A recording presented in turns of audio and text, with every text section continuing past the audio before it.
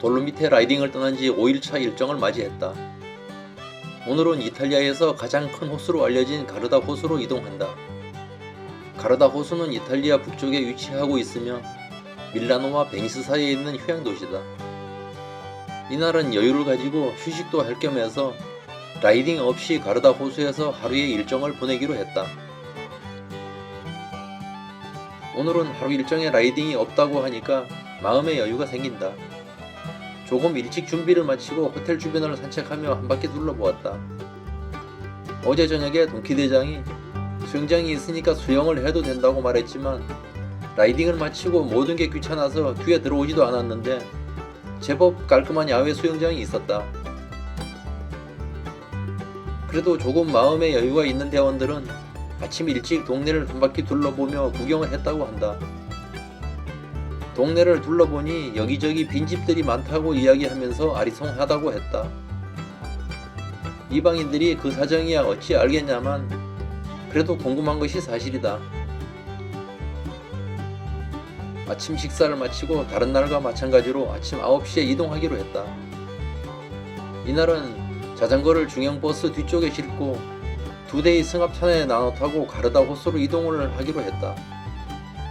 출발 준비를 하다 보니 호텔 앞에 현대차 i30이 보이기에 반가워서 사진을 한 장 찍어보았다.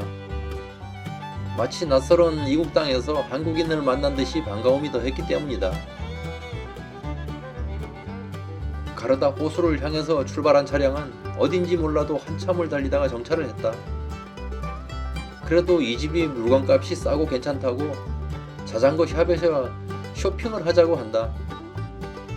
샵에 들어가서 둘러보면서 모두들 물건 고르기 바쁘지만 나에게 꼭 필요한 물건은 보이지 않는다.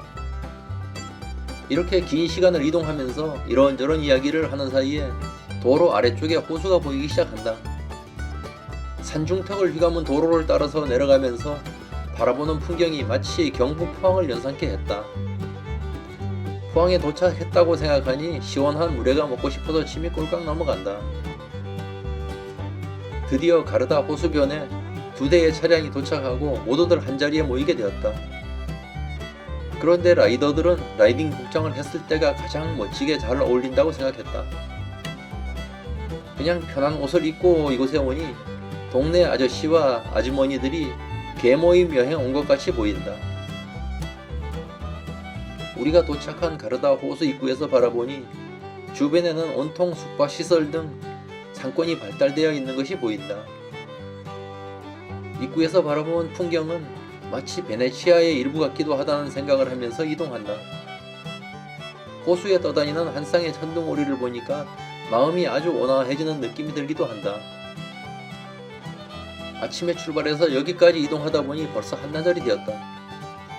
우선 점심 식사를 하고 나서 수영을 하든지 휴양을 하든지 해야 할 것 같아서 레스토랑을 들어간다.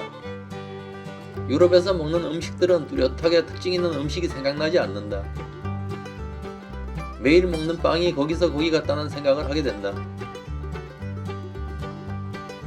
하지만 올리브유는 많이 먹어도 좋다는 논리는 촌놈이 여기 와서 처음 알았다.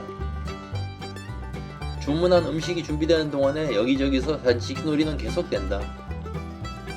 샐러드바를 다녀오면서 여성 대원들은 샐러드걸, 남성 대원들은 샐러드보이 하면서 사진을 찍어달라고 한다. 우리가 찾아온 가르다 호수는 이탈리아에서 가장 큰 호수이며 이탈리아 북쪽에 위치하며 밀라노와 베니스 사이에 있는 거대한 호수다. 가르다 호수는 고산지대에 위치하고 있으며 빙하가 녹아서 형성된 것으로 빙하기 말에 생겨났다고 한다. 이날 원래 계획은 가르다 호수에서 수영을 하니까 수영복을 준비하라고 했지만 수영할 분위기가 아니다. 서로 눈치를 보는지 수영복을 준비하는 사람도 아무도 없고 타박타박 호수변으로 그냥 나간다. 이곳에서 자유시간을 가지라고 했지만 물놀이를 안 하면 특별히 할 일이 없었다. 바람이 불면 부는 대로 즐거운 사람들은 윈드서핑을 하는 사람들 같다. 현지인들은 강풍에 날아가듯 윈드서핑을 즐기고 호수변에는 많은 사람들이 일광욕을 즐기고 있었다. 이방인들은 파란 하늘에 파란 빛이 핀 물결이 선명한 호수를 배경으로 사진을 계속 찍어본다. 호수를 배경으로 어느 방향이라도 모델을 화면에 놓고 찍으면 화보가 되는 셈이다. 그동안 여행 다니면서 많은 사진을 찍어봤지만 이처럼 아름다운 화면이 앵글에 잡히는 건 처음 같다.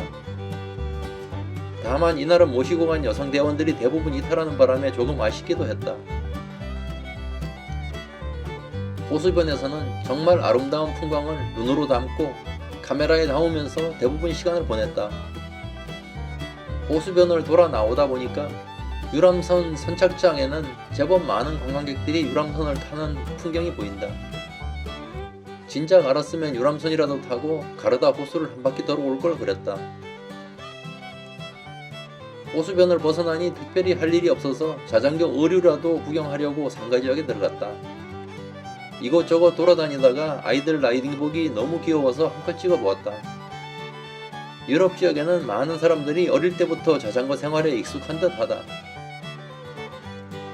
이렇게 시간을 보내고 직결지에 찾아가니 3355 우리 일행들이 모여들기 시작했다. 숙소로 이동 중에 대형 마트에 들렸는데 입구에 매장 운영 시간이 눈에 들어와서 사진으로 한 컷 남겨보았다. 이렇게 짧은 시간 동안 매장을 운영하면서도 살아가는데 우리나라와는 너무 대조적이다. 이렇게 에리카 호텔에 도착해서 객실을 배정하고 동키 대장은 저녁 시간 일정을 이야기해준다.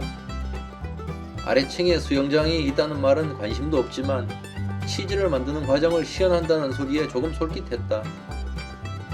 시간에 맞춰서 호텔의 뒷뜰에 가보니 치즈를 만드는 과정을 직접 볼 수 있었다. 치즈를 만드는 공장 옆 테이블에는 관중들이 지루하지 않게 먹거리를 배치했지만 관심도 없었다. 그런데 치즈를 만드는 곳 옆에는 무슨 노란색 가루를 집어넣고 주걱으로 계속 젓는다. 가까이 가보니 옥수수 가루로 죽을 만들고 있었다. 이게 치즈 만드는 일과 무슨 관련이 있는지 궁금하지만 그냥 지켜만 보았다. 거의 1시간 가까이 되었을 때 드디어 치즈가 완성되었다. 치즈를 만드는 과정을 보니까 우리나라에서 두부를 만드는 과정과 아주 유사했다. 우유를 끓이면서 나중에 응고제를 넣어서 순두부처럼 만들고 물을 분리하니 치즈가 완성되었다. 이날 저녁 식사는 우리가 주문하는 것이 아니고 호텔에서 알아서 음식을 준다고 하기에 앉아서 기다렸다. 식당에서 우리 일행들끼리 테이블을 잡아놓고 저녁 밥상 차려줄 때를 기다렸는데 소식이 없었다. 나중에 알고 보니까 치즈 만들던 곳에 가서 배식해주는 걸 직접 받아와야 된다고 한다. 그제서야 모두 일어나서 배식하는 곳에서 접시를 들고 음식을 받아왔다. 이날 저녁 식사는 조금 전 만들었던 옥수수 반죽에 금방 만든 치즈 몇 조각과 사슴고기를 얹어준다. 그러나 옥수수 반죽은 구수한 맛도 안 나고 사슴고기는 특유의 냄새가 심해서 입맛에 전혀 맞지 않았다. 저녁 식사는 그럭저럭 빵 조각으로 때우고 룸메이트와 함께 방으로 돌아온다.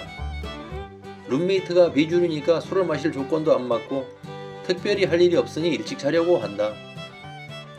그런데 객실이 3층이어서 천장의 높이가 한쪽은 높고 한쪽은 낮은 다락방처럼 느껴졌다. 그런데 침대에 누웠더니 천장에 유리창이 있어서 파란 하늘이 그대로 다 보인다. 이탈리아는 저녁 9시가 넘은 시간이지만 밖이 그리 어둡지 않으니 밝은 빛 때문에 수면을 방해한다.